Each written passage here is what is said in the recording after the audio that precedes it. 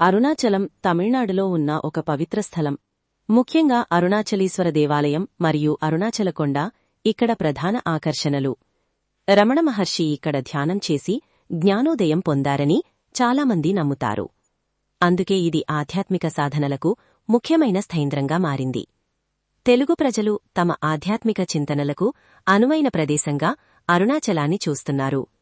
ముఖ్యంగా కార్తీక పౌర్ణమి సమయంలో లక్షలాది భక్తులు అక్కడికి గుమిగూడి గిరిప్రదక్షిణ చేస్తారు. తెలుగు ప్రజలు అరుణాచలమునకు ఎక్కువగా వెళ్లడానికి కొన్ని కారణాలున్నాయి. ఆధ్యాత్మికంగా అరుణాచలం అనేది చాలా పవిత్ర స్థలంగా భావిస్తారు. రమణ మహర్షి వంటి ఆధ్యాత్మిక గురువులతో ఈ స్థలానికి గొప్ప సంబంధం ఉంది. చాగంటి కోటేశ్వరరావు గారి ప్రవచనాలు తెలుగు ప్రజలను ఆధ్యాత్మికంగా ఎంతో ప్రభావితం చేశాయి. ఆయన అరుణాచలం యొక్క ఆధ్యాత్మిక ప్రాముఖ్యతను తన ప్రవచనాలలో తరచుగా వివరించారు. దీనివల్ల తెలుగు ప్రజలలో అరుణాచలం పట్ల ఈ మరింత భక్తి మరియు ఆసక్తి పెరిగాయి. ఆయన బోధనలు చాలామందిని అరుణాచలం సందర్శించడానికి ప్రేరేపించాయి. తద్వారా ఈ ట్రెండ్ మరింత బలపడింది. మరిన్ని ఆసక్తికరమైన తెలియని విషయాల కోసం దయచేసి దునియా ఫ్యాక్ట్స్ బై ఎస్కే ఛానల్ను సబ్స్క్రైబ్ చేసుకోండి.